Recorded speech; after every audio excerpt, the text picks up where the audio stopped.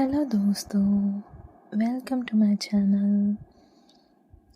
जब किस्मत दूसरा मौका देती है तो कहानी बनती है और भी खतरनाक और दिलचस्प। यहाँ मिलेंगी आपको रिबॉर्न, रिनकार्नेशन और फैंटेसी कहानियाँ जो आपके दिल और दिमाग दोनों को छू जाएंगी। तो आइए हम हमारी कहानी की ओर बढ़ते हैं।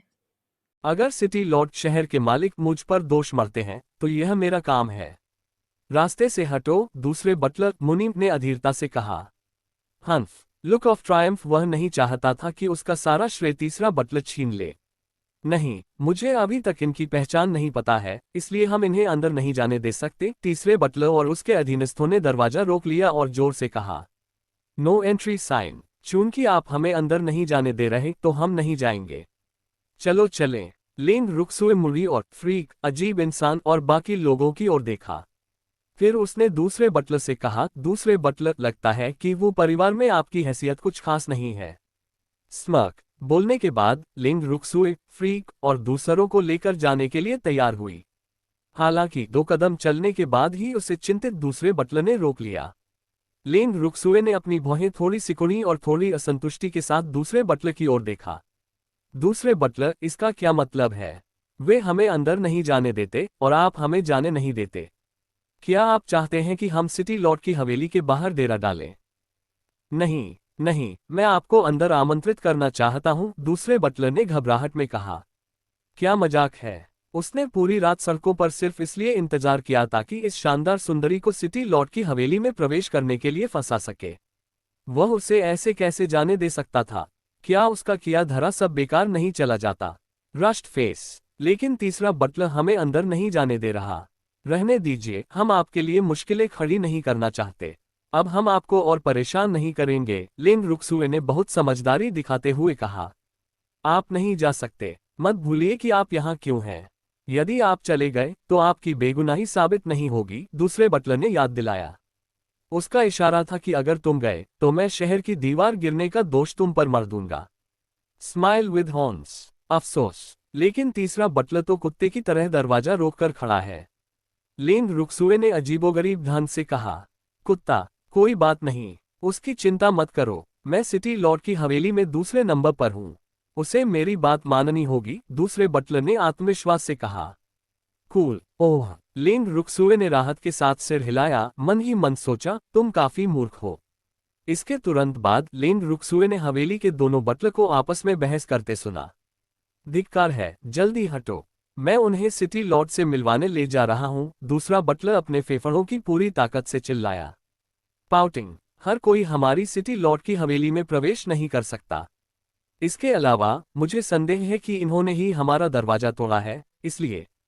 तीसरे बटलर ने शांति से कहा और वह बीच में ही रुक गया। हंफ, यह मत सोचो कि उसे दूसरे बटलर के छोटे छोटे इरादों का पता नहीं है, वह उसे बिना कोई फायदा लिए इतनी आसानी से नहीं जाने देगा। तीसरे बटलर, आपसे गलती हुई है। हमने जानबूझकर आपकी हवेली का दरवाजा नहीं तोड़ा।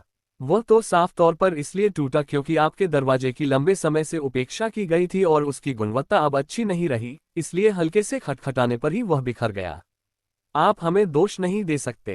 हे, दूसरे बटलर भी उस समय वहीं थे, उन्हें स्थिति सबसे अच्छी तरह पता है, लेन रुकसुए ने समझाया। खैर, वह इस धूर्त आंखों वाले तीसरे बटलर को खुद पर गलत आरोप नहीं लगाने दे सकती थी। हाँ, वास्तव में ऐसा ही है। दूसरे बटलर ने सिर हिलाया क्योंकि उसने वास्तव में नहीं देखा था कि उन 2 भालुओं ने कितनी ताकत लगाई थी। दरवाजा कागज की तरह बिखर गया था। एक समय तो उसे थोड़ा संदेह हुआ, लेकिन इस बात का कोई सबूत नहीं था कि दरवाजा उन 2 भालुओं ने जानबूझकर तोड़ा था। अधिक महत्वपूर्ण बात यह थी कि उसका लक्ष्य लेन रुकसुए को कुलपति के पास ले जाना था, इसलिए ये छोटी चीजें कुछ भी नहीं थी। टूटा दरवाजा तो ठीक हो सकता था, लेकिन अगर यह सुंदरी भाग गई तो वह उसे दोबारा कहां पाता? उस स्थिति में हमारी हवेली के मुख्य द्वार का विनाश वास्तव में आपसे संबंधित है। तीसरा बटलर गर्व से मुस्कुराया, उसकी छोटी आंखें दूसरे बटलर को गौर से देख रही थी। उसकी आंखें साफ कह रही थी, मुझे रिश्वत चाहिए। ऐसा कहना असंभव नहीं है, लेकिन इसे केवल एक दुर्घटना ही माना जा सकता है। लेन रुकसुए ने हल्की मुस्कान के साथ कहा, उसके सुंदर चेहरे पर जरा भी डर नहीं था। हंफ, मुझे परवाह नहीं कि ये दुर्घटना है या नहीं। मैं केवल इतना जानता हूं कि हवेली का दरवाजा टूट गया है, इसलिए। तीसरे बटलर ने उग्रता से कहा, लेकिन वह आधा ही बोल पाया। तीसरे बटलर, मुझे तुम्हें कुछ बताना है। दूसरे बटलर ने तीसरे भाई को इतना जिद्दी देखकर खुद को बहुत असहाय महसूस किया। अफसोस, हवेली की सुरक्षा के लिए वही जिम्मेदार था। अगर यह मामला सिटी लॉर्ड के सामने उछला तो वह भी गलत साबित होगा। ऐसा लग रहा था कि उसके लिए अकेले श्रेय लेना असंभव है। उफ, वेरी। दूसरे बटलर की बात सुनकर तीसरा बटलर जल्दी से उसके पास गया। फिर वे दोनों एक कोने में जाकर कानाफूसी करने लगे। थोड़ी देर बाद दोनों बटलर, जो पहले ही शर्तों पर समझौता कर चुके थे, एक साथ लेन रुकसुए और दूसरों के पास आए। फिर तीसरे बटलर ने अनिच्छा से कहा, हंफ, अंदर जाओ क्योंकि दूसरे बटलर ने तुम्हारी सिफारिश की है। तीसरे बटलर, तुम एक अच्छे कुत्ते नहीं हो, लेन रुकसुए ने हल्की मुस्कान के साथ कहा। फिर वह फ्रीक और दूसरों के साथ शान से सिटी लॉर्ड की हवेली में दाखिल हो गई। 1. अच्छा कुत्ता नहीं, इसका क्या मतलब था? दोनों बटलर मूर्खों की तरह वहीं खड़े रह गए, काफी देर तक कुछ समझ नहीं पाए। हे आप सब, मैं पहले आपके रहने की व्यवस्था कर देता हूं। दूसरा बटलर आकर्षक ढंग से मुस्कुराया और खुशामद करते हुए बोला। यह उसकी भविष्य की उपकारी थी, इसलिए उसे ऊपर उड़ने सफल होने से पहले उसे और अधिक खुश करना होगा। धन्यवाद, दूसरे बटलर लेन रुकसुए ने शालीनता से कहा। कोई परेशानी नहीं, बिल्कुल कोई परेशानी नहीं, दूसरे बटलर ने मुस्कुराहट के साथ कहा। बोलने के बाद वह लेन रुकसुए और दूसरों को एक आंगन में ले गया। आंगन में पहुंचकर लेन रुकसुए ने आंगन के प्रवेश द्वार पर लिखे शब्दों पियोनी गार्डन चमेली का बाग पर एक नजर डाली और सीधे अंदर चली गई। सब लोग, क्या आप यहाँ संतुष्ट हैं? दूसरे बटलर ने मुस्कान के साथ पूछा। यह पियोनी गार्डन सिटी लॉर्ड की हवेली के सबसे अच्छे आंगन में से एक था। आमतौर पर केवल सम्मानित अतिथि ही यहाँ रुकने के योग्य होते थे। हालांकि उसका मानना था कि सिटी लॉर्ड इस सुंदरी को यहाँ रहने देने के लिए उसे दोष नहीं देंगे। चेरी ब्लॉसम, बुरा नहीं है, लेन रुकसुए ने संतुष्टि के साथ कहा। फिर उसने अपनी सुंदर आंखों से अपने सामने के वातावरण का जायजा लिया। खैर, आंगन वाकई बुरा नहीं था। वहां लगभग 10 अतिथि कक्ष थे, प्रत्येक उत्तम और शानदार। आंगन का बगीचा पियोनी फूलों से भरा था और उनमें कई कीमती किस्में थीं। ऐसा लग रहा था कि वो परिवार चाहता था कि यह पियोनी कोर्ट अपने नाम के अनुरूप हो। अच्छा है कि सब संतुष्ट हैं। मैं अब विदा लेता हूं, दूसरे बटलर ने बहुत विनम्रता से कहा और फिर वहां से ऐसे चला गया जैसे उसकी पूंछ में आग लगी हो। लिन युआन ने दूसरे बटलर को जाते देख हैरानी में पूछा, मिस, क्या उसे संदेह नहीं था कि हमने शहर की दीवार गिराए है और वह हमें फैसले के लिए सिटी लॉर्ड के पास लाया था? उसने वास्तव में हमारे लिए इतनी अच्छी जगह रहने की व्यवस्था की। और क्या तुम्हें लगता है कि उसे हमारे लिए किसी कालकोट रीड सेल में रहने की व्यवस्था करनी चाहिए थी? लेन रुकसुए ने अपनी भौहें उठाई और मजाक किया। स्मक, ओह, मेरा वह मतलब नहीं है। मुझे बस लगता है कि इस दूसरे बटलर की मानसिक स्थिति थोड़ी असामान्य है, लिन युआन ने ईमानदारी से कहा। वह बहुत होशियार है। यह असामान्य कैसे हुआ? एम्टी ने हल्की मुस्कान के साथ कहा। अफसोस, अगर दूसरा बटलर श्वेक रजूक से फायदा नहीं उठाना चाहता तो ऐसा क्यों होता? इसके बारे में मत सोचो। चूंकि हम यहाँ आ ही गए हैं तो आराम करते हैं, लेन रुकसुए ने शांति से कहा और फिर आंगन में एक पत्थर की बेंच पर बैठ गई। श्वेक, हम खुद जाल में चलकर आए हैं। हम अब कटने वाले बोर्ड पर मछली की तरह हैं। हम दूसरों की दया पर हैं। फ्रीक ने डरने का नाटक किया, लेकिन उसके बेमिसाल चेहरे पर डर का कोई निशान नहीं था। हाँ, लेकिन मैं छोटी मछली द्वारा लोगों को खाने के एहसास का अनुभव करना चाहती हूँ। लेन रुकसुए ने एक शरारती मुस्कान के साथ कहा। खैर, चूंकि वह घर में घुसी चुकी थी तो वह खाली हाथ नहीं जा सकती थी। Smile with horns. श्वेक, हमें कार्रवाई कब शुरू करनी चाहिए? एम्प्टन ने उत्सुकता से पूछा। तुम्हारी मर्जी। अगर तुम्हारे हाथों में खुजली हो रही है तो मुझे अभी हमला करने में कोई समस्या नहीं है, लेन रुकसुए ने लापरवाही से कहा। वैसे भी वे यहाँ अखाड़े को चुनौती देने डोजो चैलेंज आए थे। जल्दी लात मारे या देर से कोई फर्क नहीं पड़ता। कूल, श्वेक, मुझे अपनी कुछ एक्सप्लोसिव बॉलर्स विस्फोटक गेंदें दो, एम्प्टन ने मुस्कान के साथ कहा। ये लो एम्प्टर, ये मेरे द्वारा नई परिष्कृत रिफाइंड की गई हैं। ये पहले वाली गेंदों से कहीं ज्यादा शक्तिशाली हैं, लेन रुकसुए ने मुस्कुराते हुए समझाया। फिर उसने 5 छोटी काली गेंदें निकाली और एम्प्टर को थमा दी। बम, श्वेक, यह विस्फोटक गेंद सिकुड़ क्यों गई? एम्प्टर ने अपने हाथ में अंगूठे के आकार की काली गेंद से खेलते हुए उलझन में कहा। अतीत में उसने जो विस्फोटक गेंद इस्तेमाल की थी वह कम से कम एक बच्चे की मुट्ठी के आकार की थी, लेकिन अब यह बहुत छोटी थी। एकाग्रता कॉन्सेंट्रेटेड की असली सार है। इस विस्फोटक गेंद के छोटे होने के कारण इसकी शक्ति को कम मत समझना। लिन रुक्सुए ने मुस्कान के साथ चेतावनी दी। क्या ऐसा है? तो मैं कोशिश करता हूं। एम्प्टर ने एक छोटी काली गेंद को दूर फेंक दिया। ओह बॉस एम्प्टर, आपने वह छोटी गेंद कहाँ फेंकी? फैंग दा ने उत्सुकता से पूछा। मुझे भी नहीं पता, मैंने बस यूं ही फेंक दिया, एम्प्टर ने गैर जिम्मेदाराना तरीके से कहा। ओह, क्या मैं भी एक फेंक सकता हूँ? फैंग दा ने हल्की इच्छा के साथ कहा। 1, क्यों नहीं, यहाँ इसे लो और खेलो, एम्प्टर ने बड़े उदार भाव से कहा। इसके साथ ही उसने अपने हाथ की बची हुई काली गेंदें फैंग दा को दे दी। हे, फैंग दा ने गेंद ली और एम्प्टर की तरह उसे बहुत दूर फेंक दिया। एक पल बाद दूर एक धमाका हुआ और पूरी सिटी लॉर्ड की हवेली अस्त व्यस्त हो गई। टक्कर टक्कर टक्कर, हा, लिन रुक्सुए और बाकी लोग धमाके की आवाज सुनकर अपनी हंसी नहीं रोक सके। टीयर्स ऑफ जॉय, शेर, सिटी लॉर्ड की हवेली में तो अब कोहराम मच जाना चाहिए। एम्प्टर दूर से आती कदमों की आहट सुनकर खुशी से फूला नहीं समाया। हाँ, मैंने किंग जूक से सुना है कि वू मिंग का अध्ययन कक्ष स्टडी रूम उड़ गया है। लिन रुक्सुए ने खुशी से कहा। अफसोस, धमाके से वू मिंग मरा क्यों नहीं? इससे उनकी बहुत सारी परेशानी कम हो जाती। ओपन माउथ स्माइल, सच में, क्या वो परिवार का कोई घायल हुआ? फैंग दा ने उत्सुकता से पूछा। हाँ, लेकिन ये बहुत गंभीर नहीं है। लिन रुक्सुए ने सिर हिलाया। मिस, मुझे भी खेलने के लिए कुछ गेंदें दीजिए। धमाका सुनने के बाद लिन युआन ने उत्सुकता से कहा। यहाँ, इन्हें आपस में बांट लो। लिन रुक्सुए ने एक थैला निकाला और लिन युआन को दे दिया। हे, धन्यवाद मिस। लिन युआन ने थैला लिया और सबके साथ लूट का माल बांटने के लिए विशेष रूप से एक कोना खोजा। माल बांटने के बाद उन्होंने भी अपने हाथों की गेंदें बहुत दूर फेंक दी। बम रनिंग डैश, कुछ ही मिनटों बाद फिर से कई जोरदार धमाके हुए। टक्कर टक्कर टक्कर। इस समय सिटी लॉर्ड की हवेली में भारी अफरा तफरी मची थी। सिटी लॉर्ड की हवेली के मुख्य आंगन में वू मिंग ने अपने पीछे के मलबे को देखा और गुस्से से फटने ही वाला था। लानत है, ये किसने किया? अगर उसे वह व्यक्ति मिल गया तो वह निश्चित रूप से उसके टुकड़े टुकड़े कर देगा। पाउटिंग फायर, प्रधान बटलर, हेड बटलर, क्या तुम्हें चोर मिला?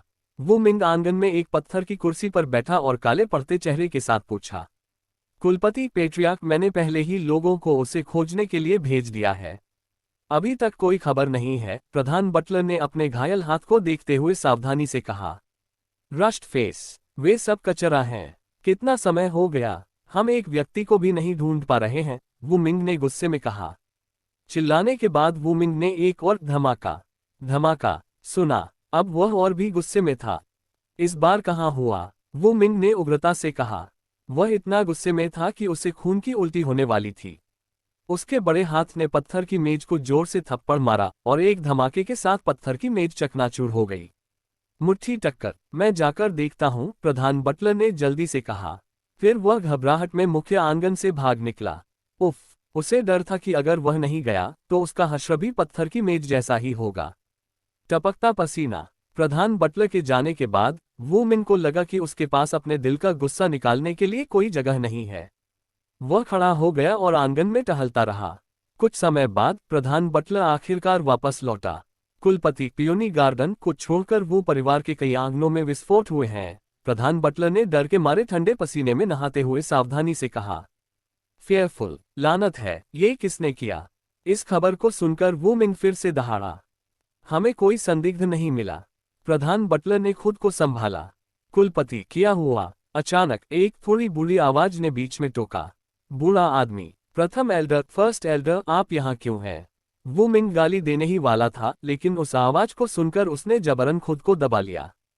हंफ, इतनी बड़ी हलचल के बाद हम कैसे नहीं आते? प्रथम एल्डर ने हल्की नाराजगी के साथ कहा। लुक ऑफ ट्रायम्फ, कुलपति, क्या आप हमें इसका कोई उचित स्पष्टीकरण दे सकते हैं? प्रथम एल्डर के बगल में एक दुबले पतले बूढ़े व्यक्ति ने ठंडे स्वर में सवाल किया। वे मूल रूप से एकांत सेक्लूजन में साधना कर रहे थे, लेकिन विस्फोट के कारण उनकी नींद खुल गई, इसलिए उन्हें अपनी साधना समय से पहले ही समाप्त करनी पड़ी।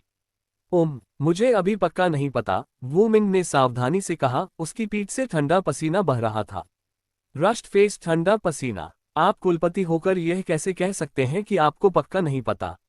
दुबला पतला बूढ़ा ये सुनकर गुस्से में आ गया। पाउटिंग। मैंने पहले ही लोगों को जांच के लिए भेज दिया है, लेकिन अभी तक कोई परिणाम नहीं मिला है, वू मिंग ने समझाया। वरीग। ओह, तो मुझे बताओ कि अब स्थिति क्या है? दुबले पतले बूढ़े दूसरे एल्डर ने प्रधान बटलर की ओर इशारा किया। दूसरे एल्डर, हमारे वो परिवार के कई आंगनों में विस्फोट हुए हैं। इसके अलावा कई लोग घायल हुए हैं। फिलहाल कोई मरा नहीं है, प्रधान बटलर ने जल्दी से कहा। अभी तक दुश्मन का पता नहीं चला? दूसरे एल्डर ने पूछा। नहीं, मुझे लगता है कि वे शायद बहुत पहले ही भाग गए हैं, प्रधान बटलर ने अनुमान लगाया। भाग गए? हंफ, हमारे वो परिवार की सुरक्षा इतनी सख्त है, दुश्मन इतनी आसानी से कैसे भाग सकता है? मुझे लगता है कि किसी गद्दार की संभावना बहुत अधिक है। तीसरे बटलर को यहां बुलाओ, दूसरे एल्डर ने पूरी ताकत के साथ आदेश दिया। Look of Triumph. जी, वरिष्ठ प्रबंधक ने जल्दी से उत्तर दिया और तीसरे बटलर को खोजने के लिए मुड़ गया। जल्द ही प्रधान बटलर तीसरे बटलर को मुख्य हवेली के आंगन में ले आया। कुलपति और बुजुर्गों एल्डर्स को मेरा प्रणाम। तीसरे बटलर के माथे से ठंडा पसीना टपक रहा था और उसने घबराहट में कहा। उफ, वह वो परिवार की सुरक्षा के लिए जिम्मेदार था। अब जब ऐसी घटना हो गई है तो वह दोष से बच नहीं सकता था। सब खत्म हो गया, वह तो गया काम से। कुलपति और एल्डर्स उसे नहीं छोड़ेंगे। रस्ट फेस टपकता पसीना। तीसरे बटलर, मुझे बताओ, क्या आज वो परिवार में कोई संदिग्ध व्यक्ति आया या गया है? दूसरे एल्डर ने अपनी आंखें थोड़ी उठाई और हल्के से पूछा। दूसरे एल्डर को रिपोर्ट कर रहा हूं, हमें कोई संदिग्ध नहीं मिला, तीसरे बटलर ने जल्दी से उत्तर दिया। सच में? एक अजनबी भी नहीं? हम। दूसरे एल्डर ने अविश्वास में अपनी आंखें सिकोड़ी। कुछ लोग वो परिवार में आए थे, लेकिन उन्हें दूसरा बटलर वापस लाया था, इसलिए वहां कुछ भी संदिग्ध नहीं है, तीसरे बटलर ने जल्दबाजी में समझाया। उसे ये भी उम्मीद थी कि वह शानदार सुंदरी उसे अमीर बना देगी, इसलिए उसने दरवाजा टूटने की बात भी रिपोर्ट नहीं की थी। वह लेन रुकसुए और दूसरों को संदिग्ध कैसे मान सकता था? हालांकि वे वास्तव में अजनबी थे। कहाँ हैं वे लोग? दूसरे एल्डर ने तीसरे बटलर का कॉलर पकड़ा और जोर से पूछा। पाउटिंग। दूसरे बटलर ने उनके रहने की व्यवस्था पियोनी गार्डन में की है, तीसरे बटलर ने हड़बड़ी में बताया। Peony garden? वे कौन है? दूसरे बटलर ने उनके वहां रहने की व्यवस्था क्यों की? दूसरे एल्डर ने उलझन भरे चेहरे के साथ कहा। कोई भी जानता था कि पियोनी गार्डन में रहने के योग्य केवल सम्मानित अतिथि ही होते थे। क्या वह व्यक्ति किसी कुलीन परिवार से था? वे लोग कौन हैं? वू मिंग ने आश्चर्य से पूछा। उसे वास्तव में घर के मेहमानों के बारे में कुछ भी पता नहीं था। हंफ, इन लोगों ने वास्तव में उसे गंभीरता से नहीं लिया। एंग्री। जी, दूसरे बटलर और मैंने एक शानदार सुंदरी को खोजा था, इसलिए हम उसे विशेष रूप से कुलपति को अर्पित करने के लिए वापस लाए थे। कुलपति और प्रथम एल्डर अभी किसी बात पर चर्चा कर रहे थे, इसलिए हमें रिपोर्ट करने का समय नहीं मिला, तीसरे बटलर ने जल्दी से समझाया और अपना श्रेय गिनना नहीं भूला। Smile with A hello. तुम सच में अच्छे अधीनस्थ हो। कुलपति तुम्हें निश्चित रूप से पुरस्कृत करेंगे। दूसरे एल्डर ने वू मिंग की ओर एक बनावटी मुस्कान के साथ देखा और उपहास करते हुए कहा। स्मर्क। ओह, धिक्कार है, तुम्हें ऐसा काम करने के लिए किसने कहा? वू मिंग ने गुस्से का नाटक किया और उसका चेहरा लाल हो गया। हालांकि वह गुस्से में नहीं बल्कि शर्माया हुआ था। स्माइल लाल सेब। प्रधान बटलर, मैंने तुम्हें कहते सुना कि जब मैं अंदर आया तो पियोनी गार्डन सही सलामत था। इस समय प्रथम एल्डर ने, जो काफी समय से नहीं बोले थे, पूछा। जी हाँ, पियोनी गार्डन को छोड़कर बाकी सभी आंगनों में विस्फोट हुए थे, प्रधान बटलर ने ईमानदारी से कहा। कुलपति, वह युवती वास्तव में एक भाग्यशाली व्यक्ति है। तीसरे बटलर ने यह सुनकर जल्दी से चापलूसी की। दुर्भाग्य से उसकी चापलूसी समय पर नहीं थी। जैसे ही उसने बोलना बंद किया, उसे कई तीखी निगाहें मिली।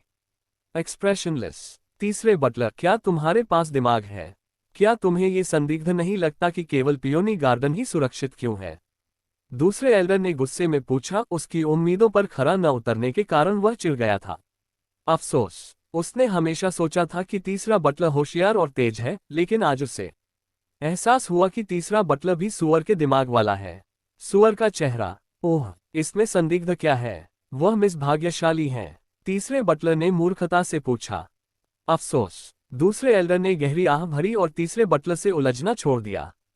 टायर्ड कुलपति, चलिए उस भाग्यशाली युवती को देखते हैं जिसका तीसरे बटलर ने जिक्र किया है। प्रथम एल्डर ने सुझाव दिया। ठीक है, वू मिंग ने सहमति में सिर हिलाया। हालांकि वह अपने मन में सोचे बिना नहीं रह सका, अगर यह वास्तव में वही सुंदरी थी जिसका तीसरे बटलर ने जिक्र किया था, तो क्या वे अभी भी पियोनी गार्डन में रह रहे होते? वे शायद बहुत पहले ही भाग गए होते, है ना? बोलने के बाद प्रथम एल्डर मुड़े और सबसे आगे चलने लगे, जबकि वू मिंग और अन्य एल्डर्स उनके ठीक पीछे चले। प्रधान बटलर और तीसरा बटलर कदम दर कदम उनके पीछे पीछे चले। जब प्रथम एल्डर और अन्य लोग पियोनी गार्डन पहुंचे तो उन्होंने लेन रुक्सुए और अन्य लोगों को आंगन में बैठे देखा। चाय की प्याली। तीनों बटलर द्वारा बताई गई उस शानदार सुंदरी को देखने के बाद वू मिंग की आंखों में तुरंत एक भयानक चमक कौंध गई। उसे उम्मीद नहीं थी कि वे जिस सुंदरी की बात कर रहे थे वह वही लेन रुक्सुए होगी जिसे वह इतना याद करता था। ओह, चूंकि लेन रुक्सुए यहाँ थी तो उसके अधीनस्थ अभी तक वापस क्यों नहीं आए थे? वह उदासी में सोचे बिना नहीं रह सका। वन श्वेर, लगता है हमारे पास कोई मेहमान आया है, लेन रुक्सुए के बगल में बैठे फ्रीक ने शांति से कहा, जब उसने अपने सामने आए बिन बुलाए मेहमानों को देखा। कूल, हाँ, अफसोस, ये मेहमान वाकई बहुत असभ्य हैं। वे वास्तव में बिना किसी से सूचना दिलवाए अंदर घुस आए। क्या होगा अगर कोई नहा रहा हो? लेन रुक्सुए ने शिकायत की। नेल पॉलिश, मिस, ये हमारे वो परिवार का इलाका है। आप मेहमान हैं, दूसरे एल्डर ने उसे याद दिलाया। उसकी चतुर आंखें लेन रुक्सुए और दूसरों को देखती रहीं। इसके अलावा वह जितना अधिक देख रहा था उसके मन में उतने ही अधिक प्रश्न उठ रहे थे। ऐसा इसलिए था क्योंकि पत्थर की बेंच पर बैठे कुछ लोगों को छोड़कर, जो थोड़े मजबूत और मिस्टिक मोनार्क्स थे, बाकी वास्तव में प्रारंभिक मिस्टिक्स, एलिमेंट्री मिस्टिक्स थे। हालांकि ये लोग उसकी ताकत को नजरअंदाज कैसे कर सकते थे? कोई भी जानता था कि उसने अभी बोलते समय जानबूझकर उन्हें अपनी ताकत दिखाई थी। हाई वोल्टेज, तो क्या हुआ? ये वो परिवार का इलाका हो सकता है, लेकिन अभी यहाँ मैं और मेरे अधीनस्थ रह रहे हैं। इसलिए भले ही आप मालिक हो, आपको उन्हें परेशान करने के लिए अंदर आने पर सूचित करना चाहिए। ये सबसे बुनियादी शिष्टाचार है। अपनी ओर देखिए, आप इतने बुरे हैं। मुझे मत बताना कि आप ये भी नहीं जानते। लेन रुक्सुए ने तिरस्कार भरे चेहरे के साथ कहा। हंफ, कमबख्त बूढ़ा वास्तव में उन्हें डराने के लिए एक मिस्टिक सॉवरन की ताकत का उपयोग करना चाहता था। दुर्भाग्य से उसका गणित गलत निकला। फायर, कितनी तेज जुबान वाली औरत है। ऐसा लगता है कि मैंने तुम्हें कम आंका, दूसरे एल्डर ने बहुत शांत भाव से कहा। हालांकि उसका दिल काफी पहले ही फट चुका था, क्योंकि जब से वह वो परिवार का दूसरा एल्डर बना था तब से किसी ने उससे इस तरह बात करने की हिम्मत नहीं की थी। बम, आपको खुद को कम आंकने की जरूरत नहीं है। मैं जानती हूं कि अपने बड़ों का सम्मान कैसे करना चाहिए, लेन रुक्सुए ने हल्की मुस्कान के साथ कहा। स्माइल, हे, हमें एक दूसरे को देखे हुए कुछ समय हो गया है, लेकिन मिस लेंग अभी भी उतनी ही ऊर्जावान है, वो मिंग ने मुस्कुराते हुए कहा और मामले को शांत करने की कोशिश की। खैर, वह लेन रुक्सुए को दूसरे एल्डर को गुस्सा दिलाने नहीं दे सकता था। अन्यथा दूसरा एल्डर गुस्से में आकर इस सुंदरी को मार डालेगा और फिर उसकी सारी योजना धरी की धरी रह जाएगी। रश्ड फेस, क्या हम पहले मिल चुके हैं? मुझे याद क्यों नहीं? लेन रुक्सुए ने प्रश्नचिन्हों से भरे चेहरे के साथ कहा। हंफ, वह वास्तव में नहीं बता सकती थी कि यह वूमिंग अभी भी जान पहचान का नाटक कर रहा था। हालांकि उसका इरादा इस कुलपति वू को अच्छा रवैया देने का नहीं था। क्वेश्चन मार्क, मिस लेन को वाकई मजाक करना पसंद है। हम एक बार पुष्प प्रशंसा उत्सव, फ्लावर एप्रिशिएशन फेस्टिवल में मिले थे। इसके अलावा मेरी बेटी मिस लेन से थोड़ी नाखुश लगती है, वो मिंग ने बिना गुस्से के कहा। लेन रुक्सुए ने उसे अच्छा चेहरा नहीं दिखाया, लेकिन उसे लेन रुक्सुए का यही अंदाज पसंद आया। हे, सुंदरता तब तक आकर्षक नहीं होती जब तक कि उसमें थोड़ा व्यक्तित्व न हो। स्मर्क वन, वो खियान तो आप उसके पिता हैं। लेन रुक्सुए ने ऐसे कहा जैसे उसे अभी अभी पता चला हो। अस्टोनिश्ड फेस, हाँ, वो मिंग ने सिर हिलाया। लेन रुक्सुए ने अपनी सुंदर आंखें उठाईं और वो मिंग का जायजा लिया। वो मिंग लगभग 40 साल का था। उसके चेहरे के नैन नक्श बहुत सुंदर नहीं थे, लेकिन वह लंबा था और उसकी ताकत ठीक ठाक थी। वह एक मिस्टिक सॉवरन था, लेकिन उसे वास्तव में वो मिंग की नज़र पसंद नहीं आई, जैसे वह किसी शिकार को देख रहा हो। मिस लेंग, क्या आप मुझसे संतुष्ट हैं? वो मिंग ने लेंग रुक्सुए की नज़र को महसूस किया और छेड़ा। स्मर्क, बहुत संतुष्ट नहीं हूं। आप बहुत बुरे और बदसूरत हैं। क्या आपने वाकई वू कियान र को जन्म दिया है? लेन रुक्सुए ने ईमानदारी से कहा और संदेह के साथ पूछा। टक्कर, फफ्ट, हाँ। फैंग दा और बाकी लोगों ने वू मिंग के लाल पीले चेहरे को नजरअंदाज किया और लेन रुक्सुए के बोलते ही पागलों की तरह हंसने लगे। Tears of joy, miss Leng वास्तव में बहुत ईमानदार हैं। वू मिंग ने अपने गुस्से को दबाया और दांत पीसते हुए कहा। ग्रिमस, हाँ, बिल्कुल, केवल ईमानदार बच्चों को ही कैंडी खाने को मिलती है। लेन रुक्सुए ने मुस्कान के साथ कहा। टॉफी चूसने की मिठाई। कुलपति, क्या आप इस युवती को जानते हैं? प्रथम एल्डर ने, जो उन्हें ठंडी नजरों से देख रहे थे, फिर से पूछा। हाँ, हम एक बार मून गेजिंग सिटी में मिले थे, वू मिंग ने समझाया। मिस लेंग, सही कहा ना? आप एक मेहमान हैं। क्या मैं जान सकता हूं कि मिस लेंग हमारे वो परिवार के अन्य आंगनों को क्यों उड़ाना चाहती हैं? प्रथम एल्डर ने भावहीन होकर कहा, लेकिन उनके शब्द दोष से भरे थे। एंग्री बम, ये बूढ़ा कौन है? आपके पास क्या सबूत है कि मैंने इसे उड़ाया है? जाओ और दरवाजे पर मौजूद गार्डों से पूछो, क्या हमने कभी पियोनी गार्डन छोड़ा है? लेंग रुक्सुए ने बिना गुस्सा हुए शांति से कहा। मैं वो परिवार का प्रथम एल्डर हूँ। गार्ड्स, प्रथम एल्डर ने अपना परिचय दिया और फिर आंगन के बाहर चिल्लाया। लाउडस्पीकर, प्रथम एल्डर के क्या निर्देश हैं? एक गार्ड जल्दी से अंदर आया। क्या तुम पियोनी गार्डन की रखवाली कर रहे हो? प्रथम एल्डर ने सवाल किया। जी हाँ, गार्ड ने जल्दी से कहा। क्या तुम कहीं गए थे? प्रथम एल्डर ने फिर पूछा। मैं कभी नहीं गया, गार्ड ने कहा। No entry sign. प्रथम एल्डर, क्या आपने सुना? दरवाजे पर हमेशा कोई पहरा दे रहा है। अगर हम बाहर जाते तो क्या उन्हें पता नहीं चलता? इसलिए ऐसा मत सोचिए कि हम यहाँ नए हैं तो हमारे साथ अन्याय किया जाए। हम मेहमान हैं, लिन रुक्सुए ने दुखी होने का नाटक करते हुए कहा। दिल टूटना। फैंग दा और बाकी लोग लिन रुक्सुए की बातें सुनकर दंग रह गए। हे, जैसा कि युवा मिस से उम्मीद थी। सफेद झूठ बोलने की उनकी क्षमता सामान्य लोगों से बेहतर थी। इस समय वे सोच रहे थे कि अगर वे कुछ करना चाहते तो उन्हें बाहर जाने की जरूरत ही नहीं थी। इसके अलावा अगर वे चले भी जाते तो उन गार्डों को पता भी नहीं चलता। ठीक है का चिन्ह। ओह, प्रथम एल्डर के माथे पर ठंडा पसीना आ गया। उन्हें समझ नहीं आ रहा था कि क्या करें। वे लोग स्पष्ट रूप से सबसे संदिग्ध थे, लेकिन उनके पास अपनी बेगुनाही का सबूत था और साबित करने वाला व्यक्ति वास्तव में उनका अपना ही आदमी था। अफसोस, वह अब बीच में फंस गए थे। रस्ट फेस टपकता पसीना। हाँ, मिस लेंग, इसे दिल पर न लें। प्रथम एल्डर बस आपके साथ मजाक कर रहे थे। वू मिंग मुस्कुराया और प्रथम एल्डर को निकलने का रास्ता दिया। Cold sweat smile. हाँ, वो परिवार पर हमला हुआ था, इसलिए मुझे सावधान रहना होगा। कृपया मुझे दोष न दें, मिस लेंग। प्रथम एल्डर ने स्थिति के अनुसार खुद को ढाला और बात खत्म की। Folded hands. सावधान रहना सही है। मैं प्रथम एल्डर को दोष नहीं दूंगी, लेन रुक्सुए ने बहुत उदारता से कहा। 1. मिस लेन, किसी ने मुझे सूचित क्यों नहीं किया कि आप वो परिवार में आई हैं? वो मिंग ने अचानक पूछा। उसका इशारा था। मैंने जिन लोगों को भेजा था वे कहाँ गए? वे तुम्हारे साथ वापस क्यों नहीं आए? क्या दूसरे बटलर ने आपको सूचित नहीं किया? आपके वो परिवार की कार्यक्षमता वास्तव में बहुत खराब है। लेन रुक्सुए ने असंतोष के साथ अपने गुलाबी होंठ सिकुड़े। Move running dash. क्या मैंने कुछ दिन पहले मिस लेन को आमंत्रित करने के लिए किसी को नहीं भेजा था? वे मिस लेंग और बाकी लोगों के साथ वापस क्यों नहीं आए? वो मिंग के पास लेन रुक्सुए को मूर्ख बनते देख बात साफ करने के अलावा कोई विकल्प नहीं था। मुझे नहीं पता, मुझे तो कोई नहीं दिखा। लेन रुक्सुए का सुंदर चेहरा बहुत सच्चा लग रहा था। Smile with a hello question mark. Oh, ये कैसे संभव है? वो मिंग ने अविश्वास से भरे चेहरे के साथ कहा। उसने 50 से अधिक लोग भेजे थे। वह शायद मान लेता अगर वे कहते कि उन्होंने एक व्यक्ति को नहीं देखा, लेकिन उन्हें इतने सारे लोग नहीं दिखे। वे किसका मजाक उड़ा रहे थे? Fearful face, no entry sign. सच में मैंने नहीं देखा। क्या तुमने उन्हें देखा? लेन रुक्सुए फैंग दा और बाकी लोगों की ओर मुड़ी। नहीं, फैंग दा और बाकी लोगों ने एक साथ उत्तर दिया। कुलपति वू, देखिए, सिर्फ मैं ही नहीं हूं जिसने किसी को नहीं देखा।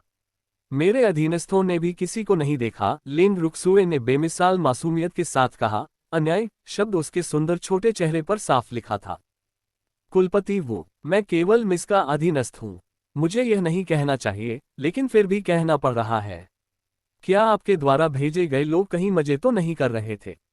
फैंग दा ने उत्सुकता से पूछा। बियर का प्याला। यह असंभव है। वू मिंग ने तुरंत इनकार किया। उसने जिन लोगों को भेजा था वे सभी परिवार के कुलीन एलिट्स थे। वे उसके आदेशों की अनदेखी करके बाहर मजे कैसे कर सकते थे?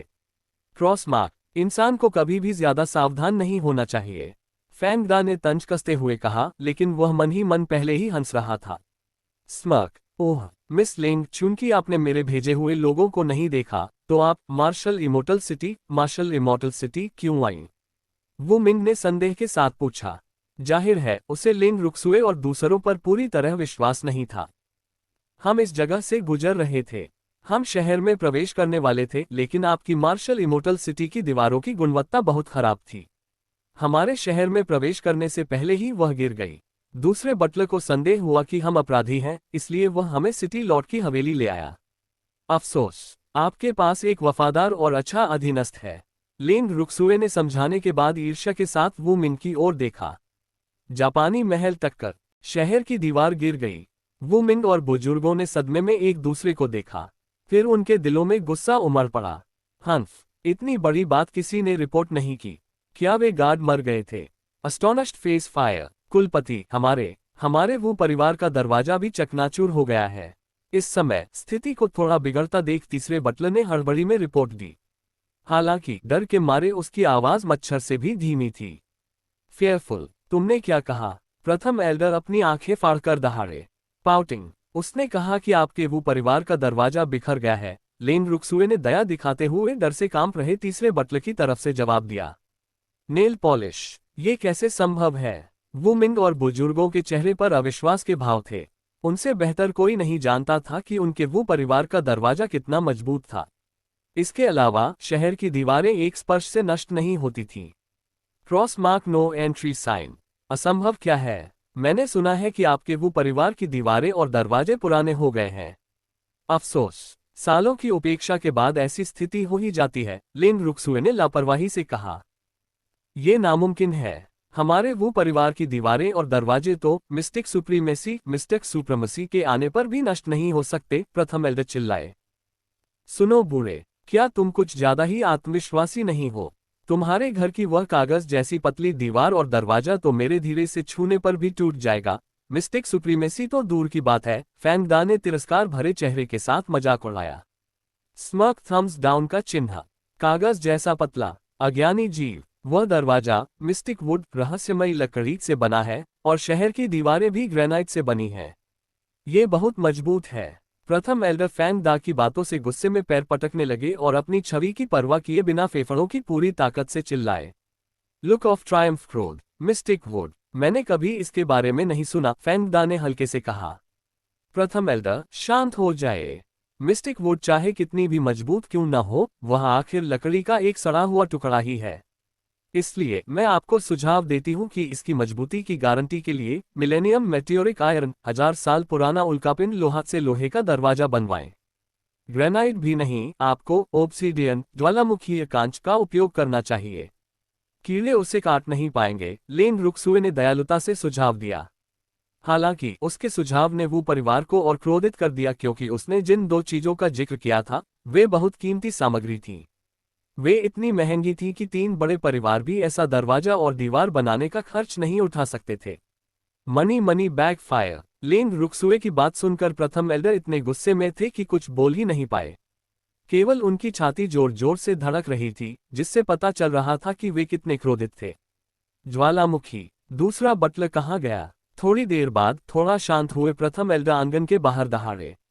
अफसोस, वह इन लोगों का कुछ बिगाड़ नहीं पा रहे थे, इसलिए उन्हें दूसरा बटलर याद आया जो इन्हें यहाँ लाया था। प्रथम एल्डर, मैं यहाँ हूँ। दूसरा बटलर, जो आंगन के बाहर एक कोने में छिपकर बातें सुन रहा था, डरते हुए अंदर भागा। टपकता पसीना, तुम कहाँ गए थे? क्या तुम इन लोगों को यहाँ लाए हो? प्रथम एल्डर ने अपना पैर जोर से उठाया और दूसरे बटलर को लात मारी, अपना सारा गुस्सा उस बदकिस्मत दूसरे बटलर पर निकाल दिया। टक्कर, जी मैं ही हूँ। दूसरा बटलर प्रथम एल्डर की लात खाकर जमीन पर गिर पड़ा। उसके मुंह के कोने से खून की एक लकीर निकल आई, जिससे पता चला कि प्रथम एल्डर की लात कितनी बेरहम थी। तुम उन्हें यहाँ क्यों लाए? प्रथम एल्डर दहाड़े। वास्तव में वह जो कहना चाहते थे वह ये था, क्या तुम उन्हें मुझे गुस्सा दिलाने के लिए वापस लाए हो? मुझे संदेह है कि शहर की दीवार वाली घटना का उनसे कुछ लेना देना है, इसलिए मैं उन्हें वापस ले आया और कुलपति से निर्णय लेने को कहा, दूसरे बटलर ने घबराते हुए सावधानी से कहा। रश्ड फेस, बकवास। अगर वे वास्तव में संदिग्ध हैं, तो तुम्हें उन्हें जेल में बंद करना चाहिए था, पियोनी गार्डन में नहीं, प्रथम एल्डर सीधे चिल्लाए। नो एंट्री साइन यूरोपीय महल। तो ये जेल नहीं है। मुझे पता था, वो परिवार की जेल इतनी अच्छी कैसे हो सकती है। लेन रुक्सुए ने अफसोस भरे चेहरे के साथ कहा। मैं, कुलपति। दूसरे बटलर ने वूमिंग की ओर दयनीय दृष्टि से देखा। उफ, उसने ये सब कुलपति के लिए किया था। प्रथम एल्डर, शांत हो जाए। वूमिंग दूसरे बटलर का मतलब कैसे नहीं समझता। उसने जल्दी से सलाह दी और प्रथम एल्डर को एक कोने में ले जाकर कानाफूसी करने लगा। काफी देर तक बड़बड़ाने के बाद वे वापस लौटे। मिस लेंग, चूंकि आप सिटी लॉर्ड की हवेली में आए हैं, तो इससे हमारा भाग्य माना जा सकता है। फिलहाल यहीं रुकिए। जहां तक आपके ऊपर संदेह की बात है, कुलपति और मेरे द्वारा मामले की जांच करने के बाद मैं आपको स्पष्टीकरण दूंगा, प्रथम एल्डर ने गंभीर भाव से कहा। मुझे स्पष्टीकरण देंगे? ठीक है, चूंकि प्रथम एल्डर ने ऐसा कहा है, तो मैं यहां एक दिन के लिए रुक जाऊंगी। लेन रुक्सुए ने बहुत बेमन से कहा। एक दिन? प्रथम एल्डर ने भौहें सिकोड़ी। एक दिन कैसे काफी होगा? कुलपति की योजना के अनुसार यह महिला बहुत उपयोगी थी, इसलिए उन्हें स्वाभाविक रूप से कुलपति के साथ सहयोग करना था। मिस लेंग, मुझे डर है कि हम एक दिन में कुछ भी नहीं ढूंढ पाएंगे, प्रथम एल्डर ने अजीब तरह से कहा। क्या आपका वो परिवार इतना अक्षम है? लेन रुक्सुए ने जैसे सच जानकर पूछा। उद्धरण चिन्ह उद्धरण चिन्ह। प्रथम एल्डर उदास हो गए। वह बस लेन रुक्सुए को रोकना चाहते थे, इसलिए उन्होंने कोई भी बहाना बना दिया। यह मामला काफी जटिल है, प्रथम एल्डर ने गहरी सांस लेकर कहा। उन्हें आखिरकार एहसास हो गया कि वह इस छोटी लड़की से ज्यादा बात नहीं कर सकते, वरना वह निश्चित रूप से गुस्से में मर जाएंगे। Look of Triumph running dash. इसमें इतना जटिल क्या है? क्या सिर्फ दीवार नहीं गिरी और दरवाजा नहीं टूटा? लेन रुक्सुए ने लापरवाही से कहा, मन ही मन इस बूढ़े लोमड़ी की बातों का तिरस्कार करते हुए। ओह, मैं ऐसा नहीं सोचता। हमें अभी भी गवाह ढूंढने हैं। मिस लेन को भी गवाहों की जरूरत है, प्रथम एल्डर ने तर्क देते हुए कहा। लेन रुक्सुए और बाकी लोगों से विनम्रता से बात करने के बाद वह लोगों की एक बड़ी भीड़ के साथ पियोनी गार्डन से चले गए। वूमिंग, प्रथम एल्डर और अन्य लोगों के जाने के बाद एम्प्टन ने लेन रुक्सुए की ओर देखा और हल्की मुस्कान के साथ कहा, लगता है उनके बीच कोई समझौता हुआ है। स्मर्क, ठीक है। लेन रुक्सुए ने सिर हिलाया। ऐसा लग रहा था कि वो परिवार वास्तव में एक जैसा ही है। उनमें से कोई भी अच्छा नहीं था। सांप, मिस, अब हमें क्या करना चाहिए? हमें कार्रवाई कब शुरू करनी चाहिए? फैंगदा ने बेसब्री से कहा। हे, अभी तो बस एक छोटा सा परीक्षण था। वह अब बड़ी मछली को मारना चाहता था। मछली पकड़ना फायर। आंगन के चारों ओर एक नजर डालो। लेन रुक्सुए ने कुछ सोचकर कहा। फिर उसने राइज को बुलाया और उसे उन पर अदृश्यता का जादू इनविजिबिलिटी स्पेल चलाने का आदेश दिया। 1। उसके बाद फैंगदा और बाकी लोग अदृश्य होकर पियोनी गार्डन से निकल गए। भूत, फैंगदा और बाकी लोग आंगन के चारों ओर घूमते रहे, इधर उधर देखते रहे। यहाँ एक आग और वहां एक विस्फोटक गेंद। ऐसा लग रहा था जैसे वे अपने खुद के पिछवाड़े में टहल रहे हों। ये बहुत आनंददायक था। फायर बम। वूमिन के पियोनी गार्डन से निकलने के बाद वह तुरंत प्रथम एल्डर और दूसरे एल्डर को एक अपेक्षाकृत सुरक्षित कमरे में ले गया और वो परिवार की वर्तमान स्थिति और अपनी योजनाओं के बारे में विस्तार से समझाया। हालांकि जब वे चर्चा कर रहे थे, तभी फिर से एक धमाके की आवाज गूंजी। टक्कर! क्या हुआ? प्रथम एल्डर सदमे में तुरंत खड़े हो गए और किसी को जांच करने का आदेश दिया। अस्टोनिश्ड फेस। जल्द ही जांच करने गए लोग वापस लौटे। कुलपति और दोनों बुजुर्गों को रिपोर्ट कर रहा हूं, एक अन्य स्थान पर विस्फोट हुआ है और वहां आग लग गई है, गार्ड ने उदासी के साथ कहा। फायर, तुम्हें फिर से कोई नहीं मिला? प्रथम एल्डर ने अविश्वास में पूछा। वहां कोई भी नहीं है, गार्ड ने कहा। यही बात उन्हें निराश कर रही थी। आखिर वो परिवार की सुरक्षा इतनी सख्त थी कि एक मच्छर भी अंदर नहीं उड़ सकता था। फिर भी वे नहीं देख पाए कि वो परिवार में कौन मुसीबत खड़ी कर रहा था। अफसोस। No entry sign. क्या पियोनी गार्डन से कोई बाहर आया? दूसरे एल्डर ने पूछा। उन्हें अभी भी लगा कि अंदर वाला व्यक्ति ही सबसे संदिग्ध है। कोई बाहर नहीं आया। दरवाजे पर लगातार पहरा दिया जा रहा है, गार्ड ने निश्चितता के साथ कहा। कुलपति, अगर ऐसा ही चलता रहा तो हमारे पास रात को सोने के लिए जगह भी नहीं बचेगी, प्रथम एल्डर ने याद दिलाया।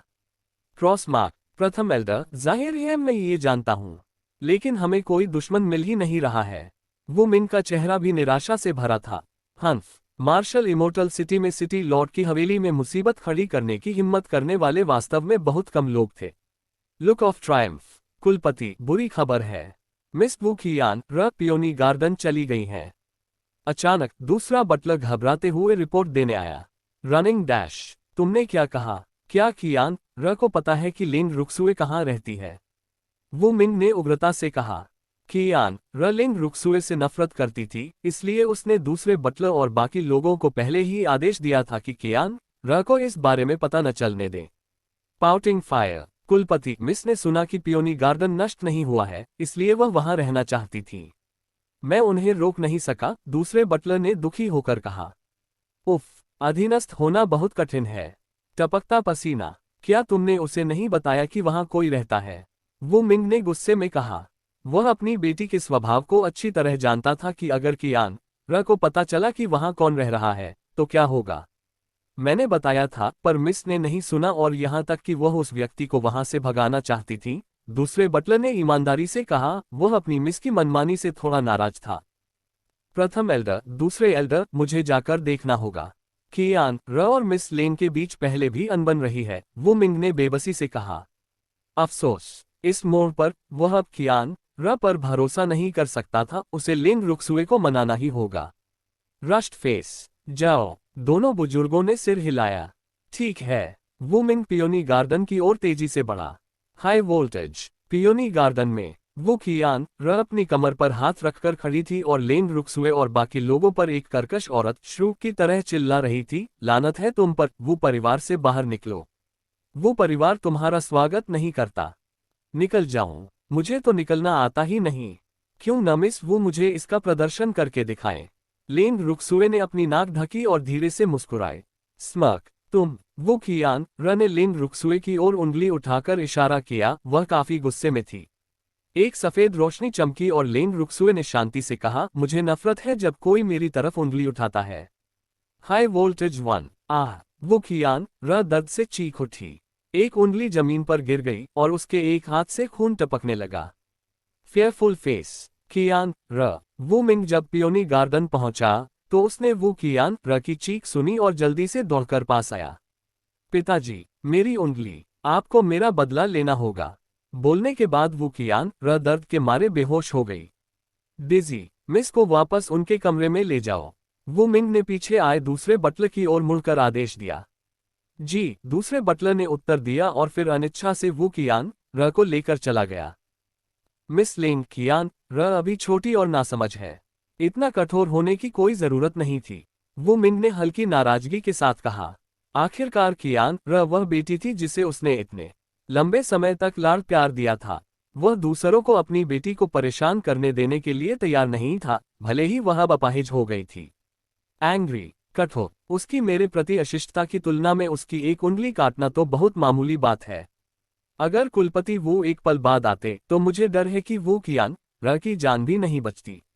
लेन रुक्सुए ने हल्की मुस्कान के साथ कहा। हंफ, वह कभी भी नर्म दिल वाली इंसान नहीं रही। उसने उसकी नाक के सामने उंगली उठाए और उसे कोसा था।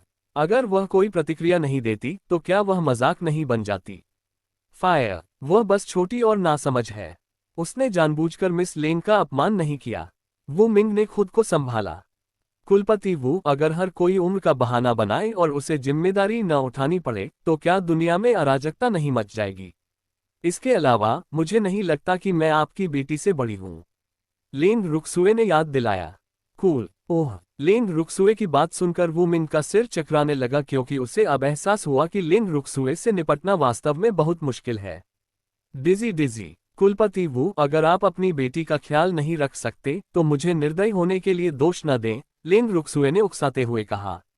नेल पॉलिश मणि। चिंता न करें मिस लेन, मैं उस पर नजर रखने के लिए किसी को भेजूंगा।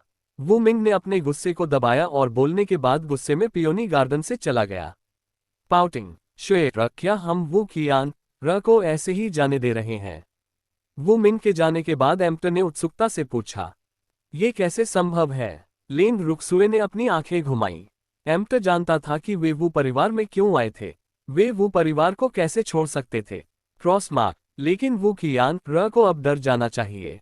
मुझे नहीं लगता कि वह खुद हमारे दरवाजे पर दस्तक देने की हिम्मत करेगी, एम्प्ट ने मुस्कान के साथ कहा। स्माइल। क्या हम शर्त लगाएं? लेन रुक्सुए रहस्यमयी ढंग से मुस्कुराए। Smirk crystal ball. किस बात पर शर्त? एम्प्ट को दिलचस्पी हुई। क्या तुम्हें नहीं लगता कि वो कियान र दोबारा जाल में नहीं फंसेगी? मैं शर्त लगाती हूं कि वह आएगी। क्या ख्याल है? लेन रुक्सुए ने मुस्कान के साथ सुझाव दिया। Slot machine. शर्त की रकम क्या है? एम्प्ट ने उत्साह से पूछा। 10,000 पर्पल कॉइन्स बैंगनी सिक्के। लेन रुक्सुए ने कुछ सोचकर कहा। हे वह अपने ही लोगों के खिलाफ बहुत बड़ी शर्त नहीं लगाएगी। मनी बैग बैंगनी दिल। ठीक है। एम्प्ट ने सिर हिलाया। वह 10,000 पर्पल कॉइन्स दे सकता था। उफ, वह इससे ज्यादा नहीं दे सकता था। Cold sweat smile. मिस, क्या हम भी शर्त लगा सकते हैं? फैंगडा ने लार टपकाते हुए पूछा। क्या तुम्हारे पास पैसे हैं? लेन रुक्सुए ने अपनी भौहें उठाई और मुस्कान के साथ पूछा। 1। ओह, हमारे पास नहीं है। उफ, फैंगडा उदास हो गया। उनके पैसे मिस ने ही दिए थे। इसके अलावा ऐसा लग रहा था कि कुल मिलाकर 10,000 भी नहीं थे। Loudly crying flying money. तो फिर तुम किस बात पर शर्त लगा रहे हो?